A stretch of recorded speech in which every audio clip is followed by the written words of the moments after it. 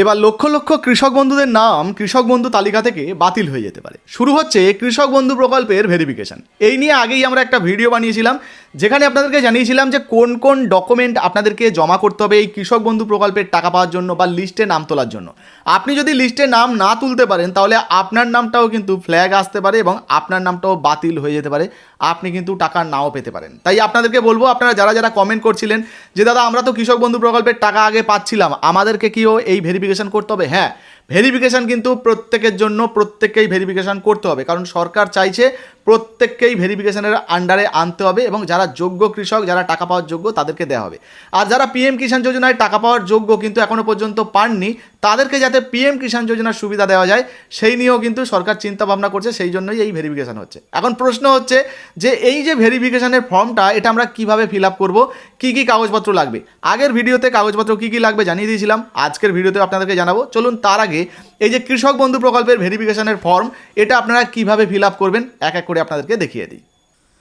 তো form fill আপের আগে প্রথমে আপনাদেরকে সরকারি যে নোটিশটা সেটা একটু দেখিয়ে দিই। এই যে দেখতে পাচ্ছেন, government of West Bengal, department of agriculture, Nabanna, 3 তারিখে কিন্তু এই নোটিশটা প্রকাশিত হয়েছিল। নাম্বারটা দেখে নিতে পারেন। আর এখানে দেখুন সাবজেক্টে পরিষ্কার লেখা রয়েছে যে ভেরিফিকেশান। তো কৃষক বন্ধু প্রকল্পের যে নতুন প্রকল্পের যে ভেরিফিকেশান, সেই ভেরিফিকেশানটা হবে। আর কেন এই ভেরিফিকেশান হবে না হবে, কী জন্য হবে, এখানে পয়েন্ট আপ করে বলা হয়েছে। আগের ভিডিওতে আপনাদেরকে দেখিয়ে দিয়েছি কী কী ডকুমেন্ট লাগবে, ভিডিও শেষে আপনাদেরকে জানাচ্ছি। চলুন প্রথমে আমরা ফর্ম ফিল আপটা একটু দেখে নিই। তো এবারে আমরা ফর্ম ফিল আপটা দেখবো। এই যে দেখতে পাচ্ছেন, এই যে নোটিশের সঙ্গেই ফর্মটা রয়েছে, এটাই কিন্তু মানে ভেরিফিকেশান ফর্মটা কিন্তু ফিল আপ করতে হবে। আচ্ছা, এখানে কি লেখা রয়েছে দেখুন, অ্যানেক্সার 1। তো এই জায়গায় আচ্ছা একটু ওয়েট করুন, আমি এটা সেটিং করে নিই। এই যে দেখুন, অ্যানেক্সার 1 মানে সংযোজনী 1, কৃষক বন্ধু নতুন প্রকল্পের ক্ষেত্র সমীক্ষা মানে ফিল্ড ভেরিফিকেশান, যেটা এর জন্য যাচাইকরণ ফর্ম, মানে বুঝতে পারছেন কৃষক বন্ধু নতুন প্রকল্পের ফর্ম ফিল আপ করতে হবে। কৃষক বন্ধু আইডি নাম্বারটা এই জায়গায় আপনাকে বসিয়ে দিতে হবে, যেটা আপনার কৃষক বন্ধু প্রকল্পের স্ট্যাটাস চেক করলেই কিন্তু পেয়ে যাবেন। এরপরে ক্রমিক নাম্বার বা সিরিয়াল নাম্বার, সেটা কিন্তু এখানে বসিয়ে দেবেন, ওখানেই কিন্তু আপনারা পেয়ে যাবেন। এই যে যারা যারা যাচাই করবেন, যে সমস্ত স্যারেরা ভেরিফিকেশান করবেন, তারা কিন্তু এই যে বক্সে টিক করবেন, এখানে আপনার কিছু করার দরকার নেই। এইবারে দেখুন প্রথমে কি বলা হয়েছে যে তথ্যের বিবরণ, সুবিধাভোগীর নাম কৃষক বন্ধু রেকর্ডে বা ব্যাংক পাসবই অনুযায়ী যে নামটা আছে সেই নামটা এই জায়গায় আপনারা লিখে দেবেন। এরপরে বলা হয়েছে পিতা বা স্বামী বা স্ত্রী অভিভাবকের নাম, যিনি গার্জেন রয়েছেন সেই গার্জেনের নাম এখানে লিখে দিতে হবে। এবার ধরুন যিনি আধিকারিক, যিনি ভেরিফিকেশান করবেন, আপনার ডকুমেন্টের সঙ্গে ভেরিফিকেশান করার পর যদি ঠিকঠাক হয় এখানে রাইট চিহ্ন দেবেন, বোঝা গেল। এইবারে দেখুন বলা হচ্ছে ঠিকানা, এই জায়গায় আপনার অ্যাড্রেসটা লিখে দেবেন, মানে আপনার ধরুন গ্রাম বা পাড়ার নাম লিখে দিলেন, তারপর এখানে জেলার নাম লিখবেন, এখানে ব্লকের নাম লিখবেন। তারপর নিচের দিকে দেখুন এখানে রয়েছে গ্রাম পঞ্চায়েত, তো গ্রাম পঞ্চায়েতের নামটা এই বক্সে লিখে দেবেন, মৌজার নামটা এই বক্সে লিখে দেবেন। এবার দেখুন সুবিধাভোগীর বিবরণ, তো প্রথমেই রয়েছে ব্যাংকের বিবরণ, তো এই জায়গায় ব্যাংকের ডিটেলসে লিখতে হবে, তো আপনি আপনার ব্যাংকের নামটাই লিখে দেবেন। তারপর রয়েছে দেখুন ব্যাংক ও শাখার নাম, তো এই জায়গায় কিন্তু আপনার যে জায়গায় ব্যাংকটা রয়েছে সেই জায়গার নাম মানে শাখার নামটা কিন্তু দিয়ে দিতে হবে। এরপর রয়েছে দেখুন আইএফএসসি কোড, এই জায়গায় আইএফএসসি কোডটা দিয়ে দেবেন। আর তারপর রয়েছে ব্যাংক অ্যাকাউন্ট নাম্বার, এই জায়গায় কিন্তু ব্যাংকের যে অ্যাকাউন্ট নাম্বারটা সেইটা বসিয়ে দেবেন। এরপরে আধারযুক্ত মোবাইল নাম্বার, তো এই জায়গায় আধারযুক্ত মোবাইল নাম্বারটা বসিয়ে দেবেন, অর্থাৎ আধারের সঙ্গে লিঙ্ক যে মোবাইল নাম্বার, আধার কার্ডের নাম্বার। অর্থাৎ এখান থেকে কিন্তু বেশ কয়েকটি তথ্য আপনারা পেয়ে গেলেন, যেমন ব্যাংকের পাসবইয়ের যে জেরক্স, তারপরে আপনার আধার কার্ডের জেরক্স, ইপিক নাম্বার, এই যে ইপিক নাম্বার মানে ভোটার কার্ডের জেরক্সও আপনি দিয়ে দেবেন, এই জায়গায় আপনার ইপিকের নাম্বারটা মানে ভোটার কার্ডের নাম্বারটা বসিয়ে দেবেন। তারপর আপনার যে অ্যাসেম্বলি কনস্টিটিউয়েন্সি সেই নাম্বারটা, বিধানসভার নাম্বারটা এখানে বসাবেন। তারপর রয়েছে দেখুন পার্ট নাম্বার, এই জায়গায় পার্ট নাম্বার বসিয়ে দেবেন। আপনার ভোটার লিস্টে যে সিরিয়াল নাম্বার যেটা রয়েছে আর কি, সেই সিরিয়াল নাম্বারটা এখানে বসিয়ে দেবেন।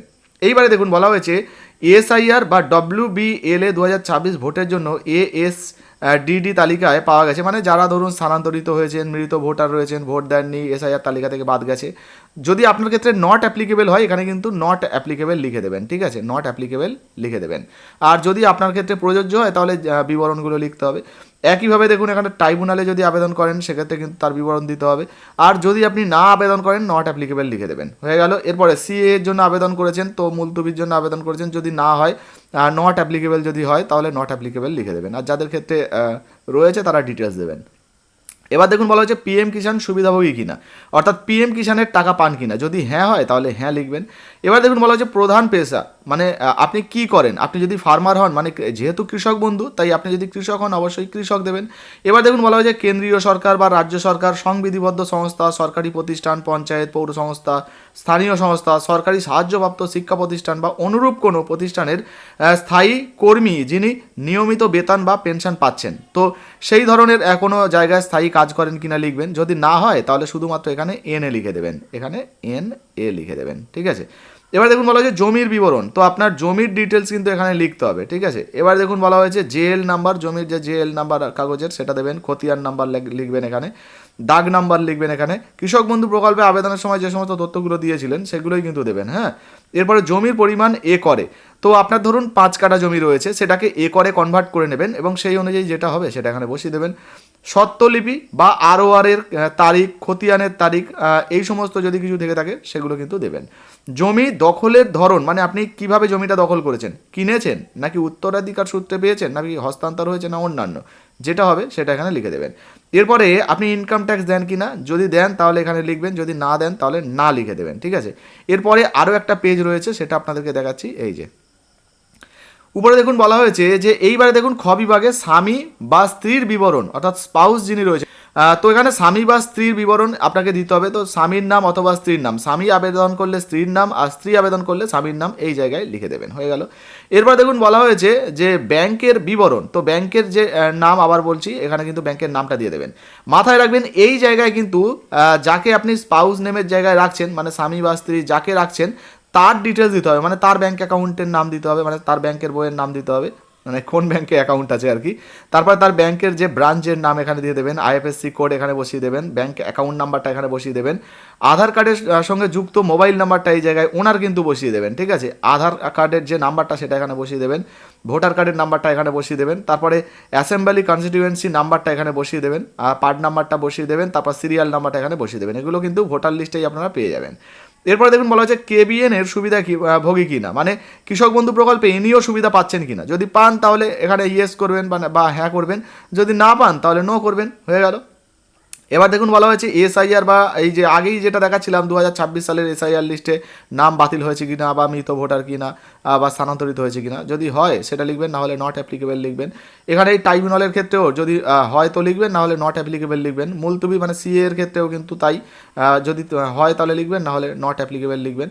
এরপর নিচের দিকে আসবেন, নিচের দিকে দেখুন এখানে বলা হয়েছে যে পিএম কিষাণ প্রকল্পের সুবিধা পাচ্ছেন কিনা। আচ্ছা, এটা আপনাদেরকে বলে দিলাম, সি এর ক্ষেত্রে এটা প্রযোজ্য হলে লিখবেন, না হলে না লিখবেন।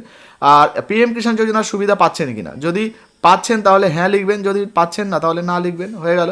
এবার দেখুন বলা হচ্ছে প্রধান পেশা, তো ইনি আসলে কি কাজ করেন সেটা কিন্তু এখানে আপনাকে লিখতে হবে একইভাবে আগের মতো।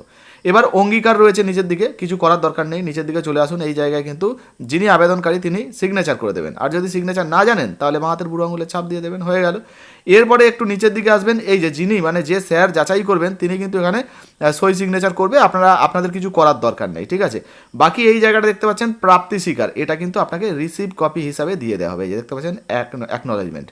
তো এখানে কিন্তু শ্রী শ্রীমতী এর নিকট থেকে কৃষক বন্ধু মানে যিনি আবেদন করছেন তার নামটা এখানে লিখে দিতেই পারেন, কোনো সমস্যা নেই, তার মোবাইল নাম্বারটা এখানে লিখে দিতে পারেন। বাকি এখানে আধিকারিকরা কিন্তু ফিল আপ করবে, আপনারা আর কিছু করার দরকার পড়বে না। দেখতে পাচ্ছেন আবেদন গ্রহণকারী আধিকারিকের স্বাক্ষর, যিনি স্যার থাকবেন তিনি কিন্তু এখানে সিগনেচার করবেন, ঠিক আছে। এবারে ডকুমেন্ট তো বলে দিলাম, যে সমস্ত ডকুমেন্টগুলো এখানে চাওয়া হচ্ছে বা দিতে হচ্ছে সেই সমস্ত ডকুমেন্টের জেরক্স দিয়ে দেবেন, আপনার জমির যে কাগজপত্র সেই কাগজপত্রের জেরক্স দিয়ে দেবেন। এখন প্রশ্ন হচ্ছে কোথায় জমা করবেন। দেখুন প্রথমত যখনই এই ভেরিফিকেশান আপনার এলাকায় শুরু হবে, আশা করি আপনার এলাকার যে পঞ্চায়েত রয়েছে বা বিডিও রয়েছে সেখানেই হয়তো ভেরিফিকেশানের ফর্ম নেওয়া হবে। তো তাছাড়া আপনার এলাকার কৃষি অফিস রয়েছে সেখানেও কিন্তু জমা নেওয়া হতে পারে।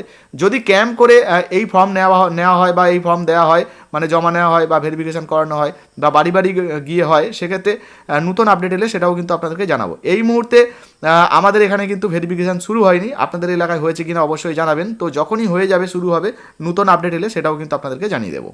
তো দেখতেই পেলেন এইভাবে আপনিও কিন্তু কৃষক বন্ধু প্রকল্পের যে ভেরিফিকেশন ফর্ম সেটা কিন্তু ফিল আপ করতে পারবেন। আর অন স্ক্রিনে আপনাদেরকে সরকারি যে নোটিশটা সেই নোটিশটা দেখিয়ে দিচ্ছি, আগের ভিডিওতেও কিন্তু আপনাদেরকে নোটিশ দেখিয়েছিলাম, আজকেও দেখিয়ে দিলাম কি কি ডকুমেন্ট লাগবে আপনাদেরকে বলে দিয়েছি। এই সমস্ত ডকুমেন্টগুলো নিয়ে আপনারা কিন্তু জমা করতে পারবেন। কোথায় জমা করবেন? আপনার যে কৃষি আধিকারিক অফিস রয়েছে সেখানে জমা করতে পারেন।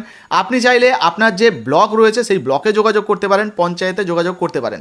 তবে এই মুহূর্তে আনুষ্ঠানিকভাবে কিন্তু এখনও পর্যন্ত এই আবেদনটা নেওয়া হচ্ছে না। যখন আমি ভিডিওটা শ্যুট করছি পরবর্তী সময় আপনি ভিডিওটা দেখছেন, হয়তো এতক্ষণে আবেদন নেওয়া শুরু হয়ে গেছে বা ভেরিফিকেশান শুরু হয়ে গেছে। তখন যখন ভেরিফিকেশান শুরু হয়ে যাবে তখন কোথা থেকে নেওয়া হচ্ছে, কিভাবে নেওয়া হচ্ছে বা কী কী করতে হবে না করতে হবে সেই সমস্ত কিছু আপডেট আপনাদেরকে দিয়ে দেবো। কোথা থেকে ফর্ম পাবেন না পাবেন সমস্ত কিছু জানিয়ে দেবো। যাই হোক, এই মুহূর্তে আপনি কৃষক বন্ধু প্রকল্পে আবেদন করেছেন কিনা অবশ্যই লিখে জানাবেন। ভিডিও ভালো লাগলে লাইক দিয়ে শেয়ার করে দেবেন। ফেসবুক থেকে দেখছেন, এখনও পর্যন্ত ফলো করেননি অবশ্যই ফলো করে পাশ থাকবেন। আর ইউটিউব থেকে দেখলে সাবস্ক্রাইব করতে ভুলবেন না বন্ধুরা। ধন্যবাদ।